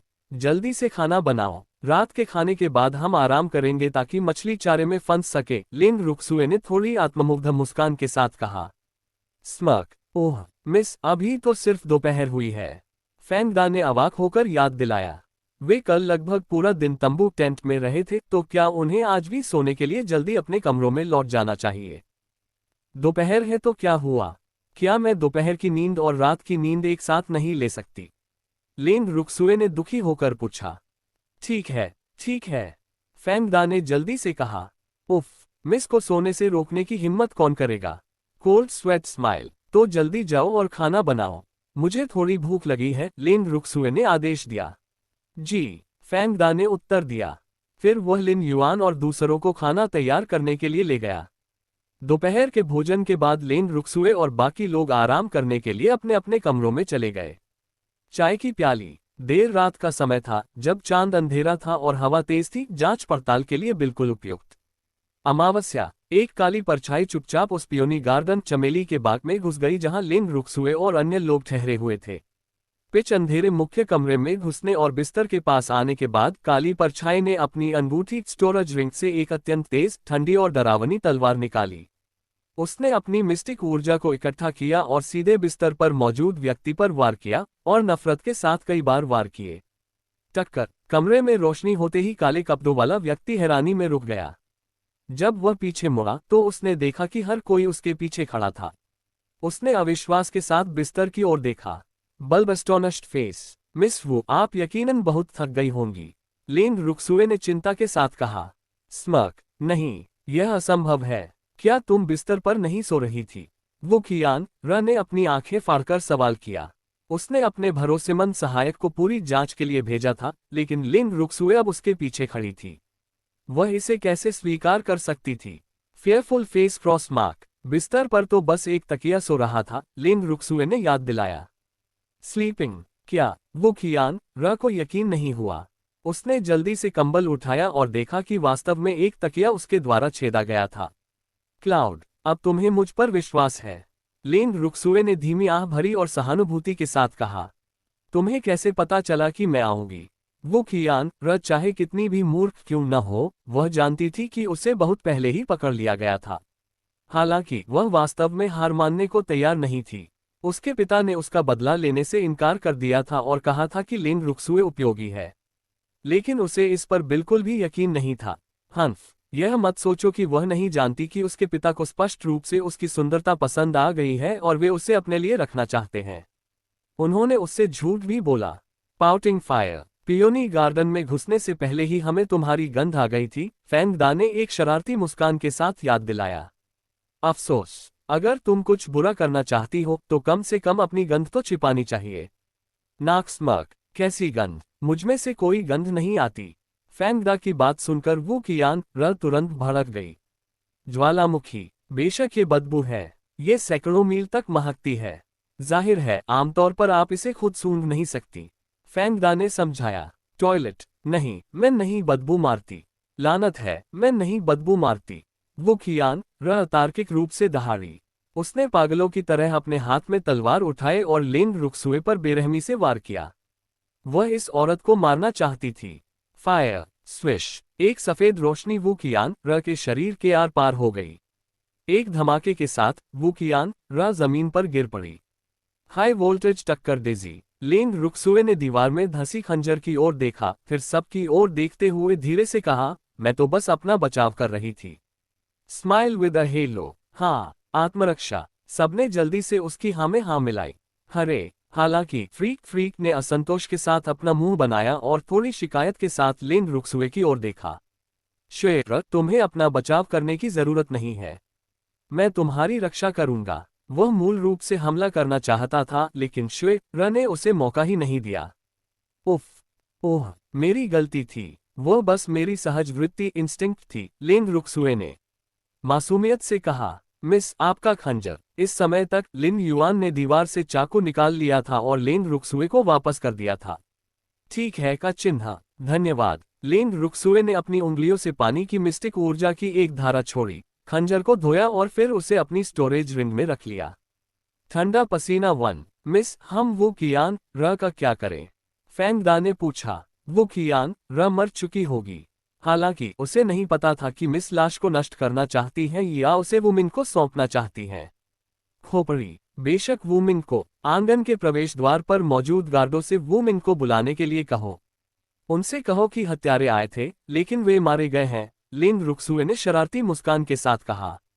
Smile with horn scroll. ठीक है, फैंग दा ने उत्तर दिया और फिर खुशी खुशी गार्डों को सूचित करने चला गया। Running dash. थोड़ी देर बाद रिपोर्ट मिलते ही वुमिन पियोनी गार्डन की ओर ऐसे भागा जैसे उसकी पूंछ में आग लगी हो। उसने जमीन पर पड़े काले कपड़ों वाले व्यक्ति को देखा, उसके शरीर से ठंडा पसीना छूटने लगा और उसका दिल बैठ गया। अफसोस, ये वास्तव में कियान थी। उसकी बेटी इतनी अवज्ञाकारी क्यों थी? बहुत बढ़िया, अब वह मारी गई, लेकिन वह असहाय था। रस्ट फेस, टपकता पसीना, दिल टूटना। क्या कुलपति वो इस हत्यारे को जानते हैं? लेन रुक्सुए एक कुर्सी पर बैठी थी, हाथ में चाय का प्याला लिए उसने एक घूंट भरा। चाय की प्याली नेल पॉलिश। ओह नहीं, वो मिंग बहुत उदास था, लेकिन उसे इस समय इनकार करना ही पड़ा। No entry sign. फैंग दा, इसके चेहरे से नकाब हटाओ और मिस को देखने दो कि यह व्यक्ति कौन है। लेन रुक्सुए ने हल्के से आदेश दिया। उसे सच में उम्मीद नहीं थी कि वो मिंग अपनी बेटी की लाश को पहचानने से इनकार करने जितना निर्दयी होगा। अफसोस, ऐसा करने के लिए वह वास्तव में पत्थर दिल था। Smile with horns. जी, फैंग दा ने जल्दी से जवाब दिया और सीधे वो कियान की ओर बढ़ा। वह वैसा ही करने वाला था जैसा उसकी युवा मिस ने कहा था, लेकिन वो मिंग ने उसे रोक दिया। रुको मिस लेंग, इसे मुझ पर छोड़ दो। मैं मिस लेंग को इसका स्पष्टीकरण दूंगा, वो मिंग ने जल्दी से कहा। Rust face paper. वो परिवार के मुखिया मुझे क्या स्पष्टीकरण देना चाहते हैं? मैं यहाँ रहती हूँ इसलिए वो परिवार की मेहमान हूँ, लेकिन आपके वो परिवार ने वास्तव में मेरी हत्या के लिए लोग भेजे। सौभाग्य से मैं सतर्क हूँ, वरना अभी मैं जमीन पर पड़ी होती। लेन रुक्सुए का चेहरा सख्त हो गया और उसने बहुत नाखुशी से कहा। Angry fire. ये व्यक्ति वो परिवार से नहीं है, लेकिन मैं मिस लेन को एक संतोषजनक स्पष्टीकरण दूंगा। मिस लेन निश्चिंत रहें। वो मिंग ने अपने दिल के गुस्से को दबाया और कहा। उसे बस 2 और दिन चाहिए थे। Look of Triumph sand timer. उस स्थिति में कुलपति वो, मुझे थोड़ा समय दीजिए। मैं अंतहीन इंतजार नहीं कर सकती। लेन रुक्सुए ने अपनी सुंदर आंखें उठाईं और ठंडे स्वर में कहा। मैं 2 दिनों में मिस लेन को निश्चित रूप से संतुष्ट करूंगा, वो मिंग ने वादा किया। फिर उसने किसी को काले कपड़ों वाले व्यक्ति की लाश को पियोनी गार्डन से बाहर ले जाने का आदेश दिया। लॉरी खोपड़ी। मिस, वो मिंग क्या कर रहा है? वह हमसे 2 दिन इंतजार क्यों करवाना चाहता है? वो मिंग के जाने के बाद फैंग दा ने उलझन में पूछा। समय आने पर तुम्हें पता चल जाएगा। लेन रुक्सुए ने एक शैतानी मुस्कान के साथ कहा और सस्पेंस बनाए रखा। खैर, वो मिंग किसी का इंतजार कर रहा था और वह भी एक बड़ी मछली का इंतजार कर रही थी, इसलिए वो परिवार को फिलहाल 2 और दिन जीने दो। Smile with horn sand timer. 2 दिन जल्दी बीत गए। लेन रुक्सुए और बाकी लोग इन 2 दिनों में बहुत आराम से रह रहे थे क्योंकि उन्हें परेशान करने वाला कोई नहीं था। हालांकि वो मिंग इतना सहज नहीं था। उसकी बेटी मर चुकी थी, लेकिन उसने किसी को पता नहीं चलने दिया। उसे अपनी बेटी के हत्यारे को स्पष्टीकरण भी देना पड़ा। ये सोचकर ही उसे इतना गुस्सा आ रहा था कि उसे खून की उल्टी होने वाली थी। लुक ऑफ ट्रायम्फ, अफसोस, लेकिन लेन रुक्सुए उसके लिए उपयोगी थी, वरना उसने उस औरत को दबोच लिया होता और उसे अपनी भड़ास निकालने के लिए कैद कर लिया होता। पाउटिंग, मुख्य आंगन के बगीचे में वू मिंग उदास चेहरे के साथ अपने सामने के रंग बिरंगे फूलों को देख रहा था। वह थोड़ा ख्यालों में खोया हुआ था। कुलपति, वहां सन फैमिली के लोग आ गए हैं। प्रधान बटलर ने वू मिंग के पास जाकर धीरे से कहा। इन 2 दिनों में कुलपति का मूड बहुत खराब था, इसलिए कई नौकर मुख्य हवेली के पास जाने की हिम्मत नहीं कर रहे थे, और वह प्रधान बटलर इससे बच नहीं सकता था।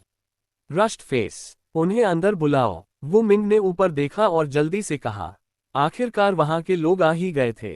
1, हमें बुलाने की जरूरत नहीं है, हम पहले से ही यहाँ हैं। वू मिंग के पीछे से एक उदास आवाज आई। अमावस्या। वू मिंग मुड़ा और उसने अपने पीछे काले कपड़ों में 2 मध्यम आयु वर्ग के पुरुषों को देखा। इन दोनों लोगों के नैन नक्श भले ही साधारण थे, लेकिन उनकी ताकत अथाह थी। वे उसके पीछे खड़े थे, फिर भी उससे पता नहीं चला। कोई भी जानता था कि वह एक मिस्टिक सॉवरन था। फेयरफुल फेस टक्कर। वरिष्ठों, सीनियर्स, आपने बहुत कष्ट किया। वू मिंग ने जल्दी से अपने हाथ जोड़े और झुककर प्रणाम किया। फोल्डेड हैंड्स, इतनी औपचारिकता की जरूरत नहीं है। वह कहाँ है? हम उसे लेने के बाद निकल जाएंगे, काले कपड़ों वाले एक व्यक्ति ने कहा। ब्रीफ केस, पियोनी गार्डन में, हालांकि वहां कई लोग हैं। इसके अलावा मैं उनकी ताकत का अंदाजा नहीं लगा सकता, वू मिंग ने समझाया। कोई बात नहीं, हमें इससे फर्क नहीं पड़ता कि वहां कितने लोग हैं, काले कपड़ों वाले दूसरे व्यक्ति ने अहंकार से कहा। हंफ, वे दोनों मिस्टिक सुप्रीमेसीज थे। भले ही दूसरी पार्टी भी मिस्टिक सुप्रीमेसी हो, पर वह अकेला होगा, इसलिए वे डरे हुए नहीं थे। कूल फायर, लेन रुक्सुए का एक अधीनस्थ कीमियागर एल्केमिस्ट है, इसलिए उनके कीमियागर संघ एल्केमिस्ट एसोसिएशन के साथ अच्छे संबंध हैं। वू मिंग ने उन्हें याद दिलाया, मन ही मन बड़बड़ाते हुए। तुम कीमियागर संघ से नहीं डरते होगे, पर वह इसकी अनदेखी नहीं कर सकता। कीमियागर संघ में ऐसी क्या बड़ी बात है? तुम्हें इसे दिल पर लेने की जरूरत नहीं है। जब तक हमारे पुराने पूर्वज ओल्ड एंसेस्टर संतुष्ट हैं, वे खुश होने पर कीमियागर संघ को भी नष्ट कर सकते हैं। काले कपड़ों वाले व्यक्ति ने घमंड में कहा। लुक ऑफ ट्रायम्फ टक्कर, ओह, क्या आपका मतलब अभी लोगों को यहां से ले जाने का है? वू मिंग ने सावधानी से पूछा। बिल्कुल, पुराने पूर्वज अभी भी इंतजार कर रहे हैं, काले कपड़ों वाले व्यक्ति ने सहजता से कहा। उसने वह पेंटिंग कभी नहीं देखी थी जो वू मिंग ने दी थी, लेकिन जिस सुंदरी को पूर्वज इतना महत्व देते हैं, वह निश्चित रूप से एक शानदार सुंदरी होगी। 1, लेकिन जहां तक मैं जानता हूं, लिन रुक्सुए का स्वभाव बहुत उग्र है। मुझे डर है कि वह इन दोनों वरिष्ठों के साथ स्वेच्छा से नहीं जाएगी। वू मिंग ने अपनी चिंता जताई। अफसोस, वो परिवार के भविष्य के लिए वह थोड़ा हिचकिचाने के बावजूद ऐसा ही कर सकता था। रश्ड फेस, कोई बात नहीं, हमारे पास अपने तरीके हैं। काले कपड़ों वाले दोनों लोगों ने एक दूसरे को देखा और आत्मविश्वास से मुस्कुराए।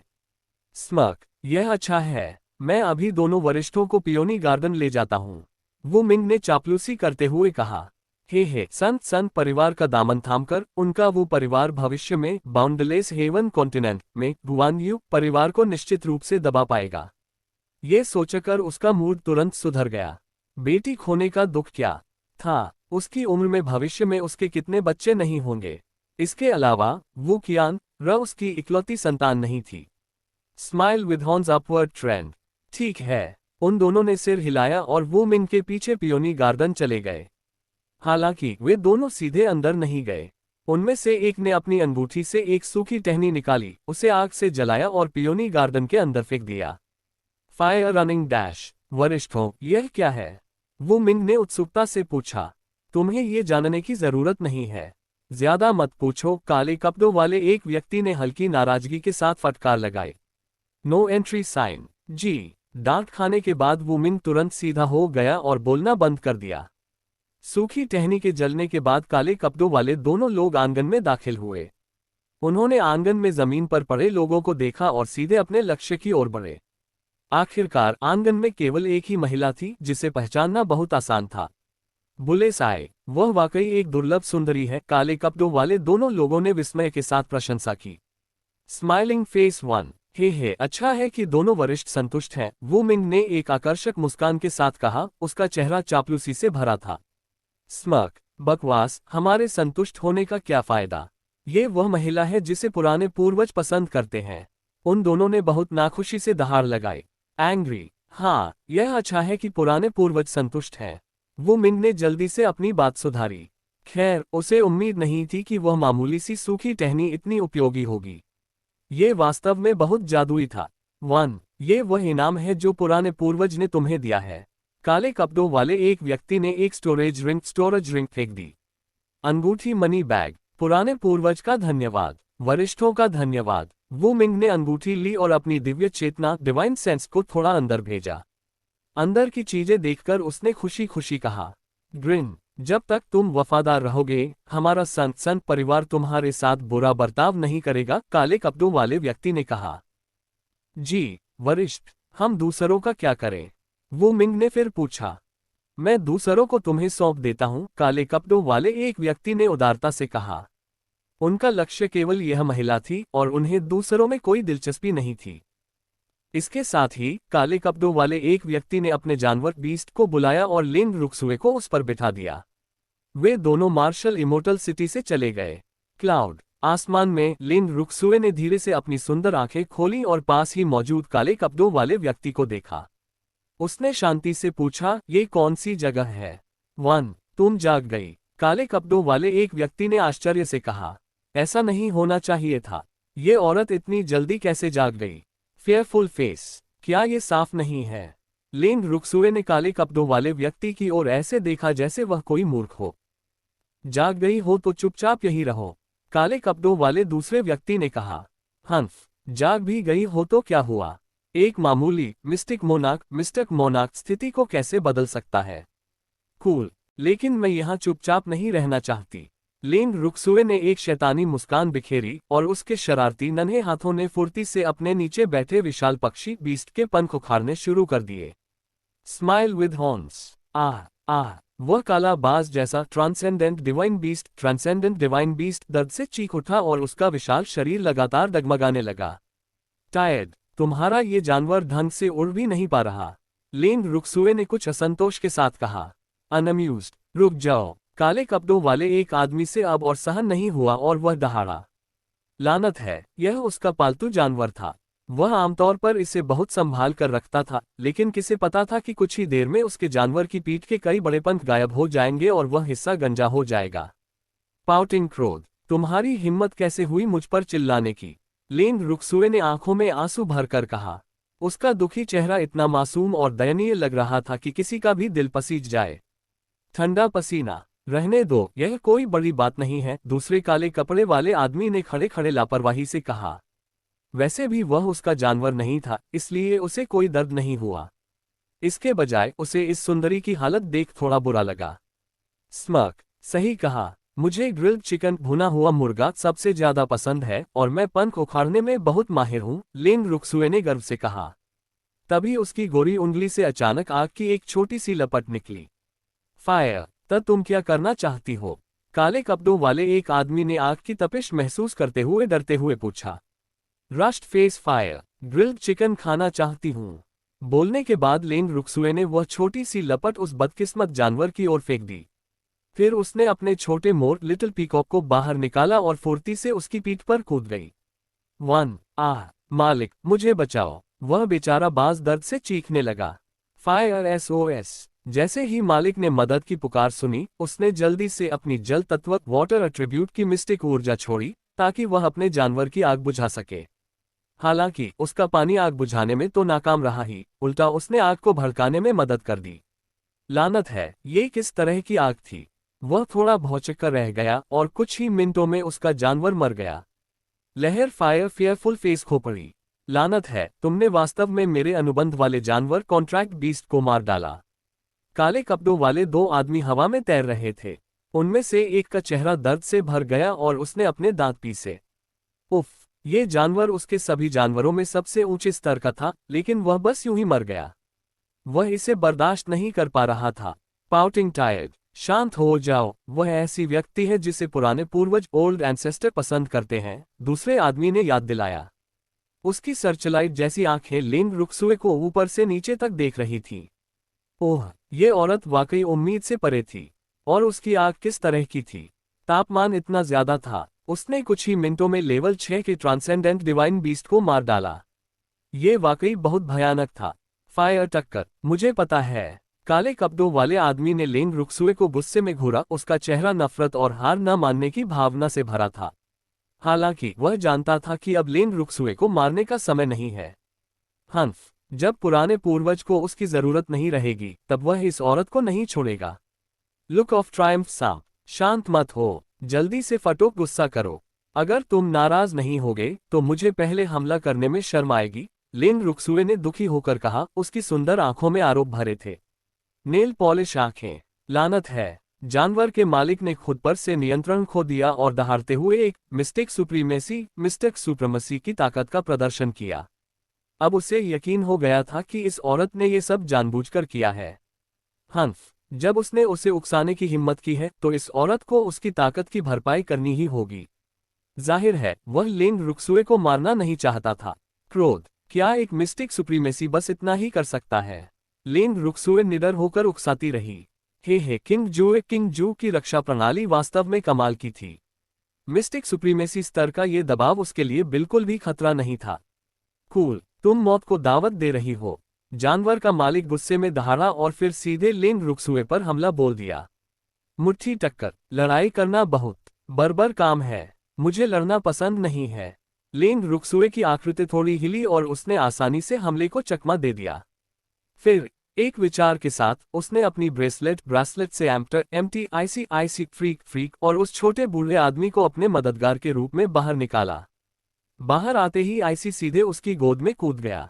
भूत 1, हाँ, श्वेत, तुम एक तरफ आराम करो। इन दोनों को मुझ पर और छोटे बूढ़े पर छोड़ दो, एम्प्ट ने खुशी से कहा। ये 2 मिस्टिक सुप्रीमेसी थे। वे अपने शरीर की कसरत कर सकते थे। Open mouth smile biceps. छोरी, मैंने बहुत समय से कसरत नहीं की है, छोटे बूढ़े आदमी ने अपनी हथेलियां रगड़ते हुए उत्साह से कहा। बूढ़ा आदमी फायर, अफसोस, मुझे तुम्हें बाहर नहीं निकालना चाहिए था।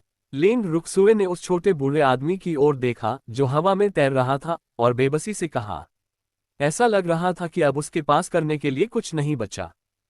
हे श्वेत, चलो बस ईमानदारी से युद्ध देखते हैं। फ्रीक ने छोटे मोर की पीठ पर छलांग लगाए और लेन रुक्सुए को गले लगा लिया। अभी उस जगह ब्रेसलेट स्पेस में एम्प्ट और छोटे बूढ़े ने कहा था कि ये 2 लोग उनके हैं। वे उन्हें झपटने की जल्दी में थे और आईसी भी उन्हें नहीं छीन पाया। हाँ, यही एकमात्र रास्ता है। लेन रुक्सुए ने थोड़ा सिर हिलाया। इस समय एम्प्ट और छोटे बूढ़े ने काले कपड़ों वाले आदमियों के साथ लड़ना शुरू कर दिया था। टक्कर, क्या तुमने नहीं कहा था कि तुम्हें फर्क नहीं पड़ता कि कितने लोग हैं? अब हम सिर्फ 2 हैं। आमने सामने की लड़ाई, ये बिल्कुल निष्पक्ष है। एम्प्ट के हाथ से हरी मिस्टिक ऊर्जा ऐसे निकल रही थी जैसे वह मुफ्त की हो, जिससे उससे लड़ने वाला आदमी बदहाल स्थिति में इधर उधर बच रहा था। 1, लानत है, इस व्यक्ति की ताकत इतनी ज्यादा क्यों थी? वह आदमी जो अभी नहीं लड़ रहा था, वह मन ही मन कोसने लगा, लेकिन वह जरा भी ध्यान भटकने की हिम्मत नहीं कर पा रहा था। हालांकि जो चीज उससे और भी ज्यादा खून की उल्टी करने पर मजबूर कर रही थी, वह यह थी कि इस व्यक्ति की मिस्टिक ऊर्जा खत्म होने का नाम ही नहीं ले रही थी। अपनी तुलना दूसरों से करना वाकई बहुत कष्टदायक था। Look of Triumph upward trend. क्या तुमने नहीं कहा था कि तुम कीमियागर संघ एल्केमिस्ट एसोसिएशन को नष्ट करना चाहते हो? हंफ, देखते हैं कि पहले कौन किसे नष्ट करता है। इस समय छोटा बूढ़ा आदमी गुस्से में दहाड़ा। इस आदमी ने वास्तव में कीमियागर संघ पर बुरी नजर रखने की हिम्मत की थी। वह इसे कतई नहीं छोड़ सकता था। ये सोचकर उसने भी लेन रुक्सुए की नकल की और काले कपड़ों वाले आदमी पर हमला करने के लिए लगातार कई ज्वलंत लाल मिस्टिक तकनीकें, फायरी रेड मिस्टिक टेक्निक्स छोड़ी। हालांकि वह श्वेत र की तरह बिना रुके तकनीकें नहीं छोड़ सकता था। हर हमले के बाद उसे खर्च हुई ऊर्जा की भरपाई के लिए एक गोली पिल खानी पड़ती थी। सौभाग्य से उस लड़की के पास बहुत सारी जड़ी बूटियां थीं और वह खुद एक कीमियागर था, वरना वह इस तरह से गोलियां खाने का खर्च नहीं उठा पाता।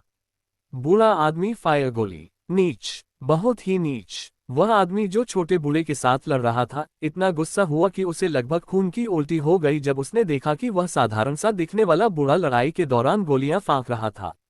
ध तेरे की, क्या ये दादागिरी नहीं थी? उसे इसलिए परेशान करना क्योंकि वह गोलियां खर्च करने की हिम्मत नहीं जुटा पा रहा था। उफ, वह वाकई हिम्मत नहीं जुटा पा रहा था, और उसके पास इतनी गोलियां थी भी नहीं। लुक ऑफ ट्रायम्फ, गोली no entry sign, loudly crying. छोटे बूढ़े की तरफ तलवारें चमक रही थीं और हवा में धुआं भरा था, जबकि लिंग रुक्सुए और फ्रीक आराम से छोटे मोर की पीठ पर बैठकर फल खाते हुए युद्ध देख रहे थे। लाल सेब, अंगूर, कूल। मिस्टिक सुप्रीमेसी की युद्ध शक्ति वास्तव में असाधारण है, लिंग रुक्सुए ने प्रशंसा की। हे, अद्भुत, सच में अद्भुत। ताली बजाने वन। मालिक, चलिए इसे जल्दी खत्म करते हैं।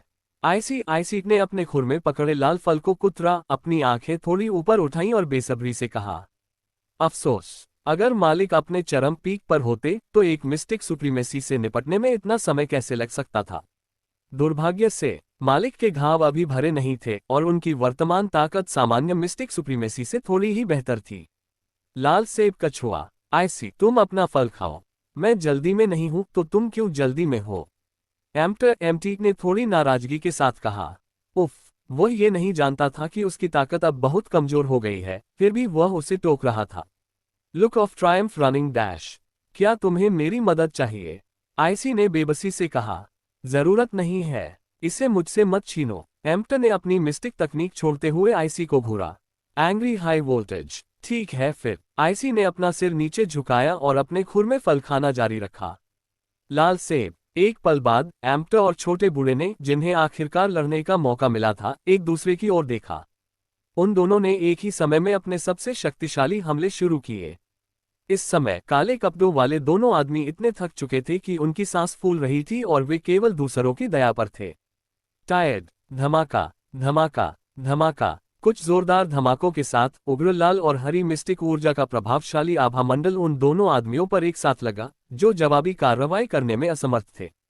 जैसे गर्म चाकू मक्खन को काटता है। टक्कर, फायर, फफ्ट। खून के दो घूंट बाहर निकले और काले कपड़ों वाले दोनों आदमी सीधे आसमान से नीचे गिर पड़े। जूई। मिशन पूरा करने के बाद छोटे बूढ़े और एम्प्टन ने धीरे से अपने हाथ झाड़े। फिर वह छोटे मोर की पीठ पर कूदे, एक फल उठाया और खाने लगे। बूढ़ा आदमी, हरा सेब। छोटे मोर, चलो नीचे चलकर युद्ध के माल, स्पॉइल्स ऑफ वॉर पर नजर डालते हैं। हम दूसरों को अपना फायदा नहीं उठाने दे सकते, लिंग रुक्सुए ने हल्की मुस्कान के साथ कहा। Smile money. जी, मिस। नन्हे मोर ने धीरे से अपने पंख फड़फड़ाए और जमीन की ओर उड़ चला। उसने काले कपड़ों वाले दोनों आदमियों को ढूंढा और उनके पास उतर गया। ओह, रहने दो, वे काफी गरीब लग रहे हैं, लिंग रुक्सुए ने उन दो लोगों को देखते हुए बहुत कम रुचि के साथ कहा, जो सुध बुध खो चुके थे। उसने मांस के उन दो टुकड़ों को नष्ट करने के लिए लापरवाही से एक छोटी सी लपट छोड़ी। Fire litter box sign. छोटे मोर, हमें वो परिवार के पास ले चलो। लिंग रुक्सुए ने काम पूरा करने के बाद छोटे मोर को आदेश दिया और फैंगडा और बाकी लोगों को ब्रेसलेट से बाहर निकाला। ठीक है, मिस, नन्हे मोर ने जवाब दिया और वो परिवार की ओर उड़ते हुए अपने पंख फड़फड़ाए। Martial immortal city. Martial immortal city. City lord की हवेली के ऊपर आसमान में लिंग रुक्सुए और बाकी लोग छोटे मोर की पीठ पर खड़े होकर सिटी लॉर्ड की हवेली की हर हरकत को ऐसे देख रहे थे जैसे कोई शो देख रहे हों। आंखें। फैंगडा, दरवाजा खटखटाओ। लिंग रुक्सुए ने अपने सुंदर चेहरे पर हल्की मुस्कान के साथ आदेश दिया। स्मर्क। ठीक है। फैंगडा ने लिन युआन और दूसरों को एक नजर देखा। फिर सभी ने मौन सहमति के साथ अपने जानवरों को बुलाया। इंसान और जानवर ने मिलकर वो परिवार के दरवाजे पर हमला किया।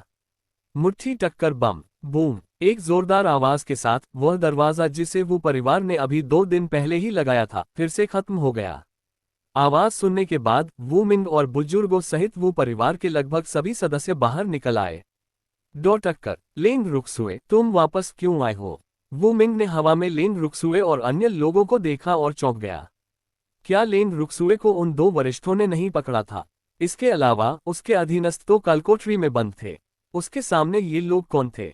हालांकि उससे जिसकी उम्मीद नहीं थी वह ये थी कि वहां इतने सारे ड्रैगन्स क्यों थे। Fearful face dragon. ऐसा लगता है कि कुलपति वू जानते हैं कि मैं चली गई थी और वे नहीं चाहते कि मैं वापस आऊं। लिंग रुक्सुए ने थोड़े उपहास के साथ कहा।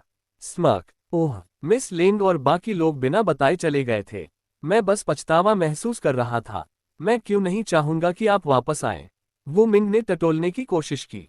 उसे समझ नहीं आ रहा था कि लिंग रुक्सुए खुद भाग कर आई है या उन 2 वरिष्ठों। ने उसे वापस आने दिया। अगर यह पहला मामला था तो इसका मतलब था कि उन दोनों के साथ कुछ हुआ था।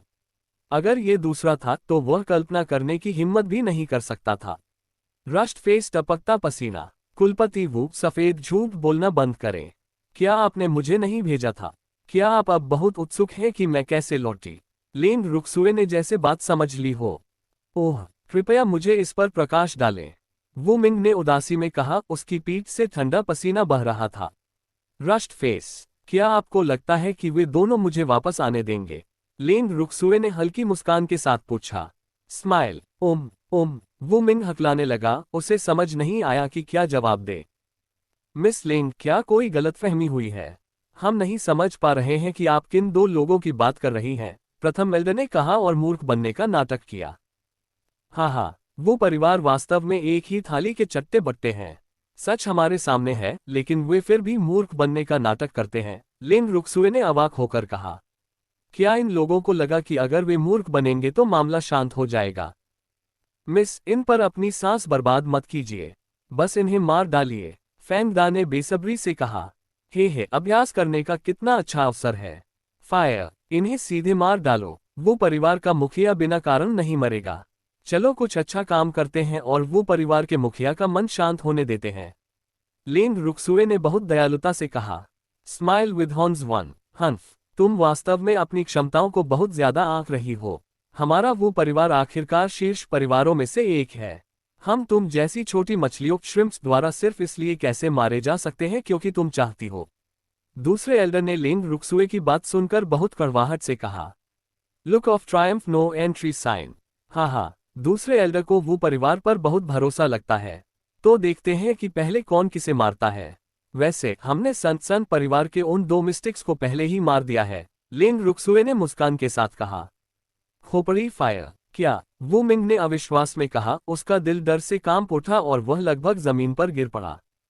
फेयरफुल फेस, दिल टूटना। डरो मत, जल्दी से अपने परिवार के मिस्टिक सुप्रीमेसी को बाहर बुलाओ ताकि मैं एक साथ निपट सकूं, लेन रुक्सुए ने सुझाव दिया। उसका सुंदर चेहरा अहंकार से भरा था। कूल मुकुट, मिस्टिक सुप्रीमेसी। उनके परिवार में मिस्टिक सुप्रीमेसी कहां से आ गया? उफ, ये सुनकर वू मिंग और बुजुर्गों के दिल दहल गए। दिल टूटना। फेयरफुल, फैंग दा, हमला करो। चलो इसे जल्दी खत्म करते हैं। वो परिवार की ओर से कोई प्रतिक्रिया न मिलने पर लेन रुक्सुए ने सीधे आदेश दिया। उसी समय उसने अपने आधे से ज्यादा जानवरों को आजाद कर दिया और पूरे सिटी लॉर्ड की हवेली को कसकर घेर लिया।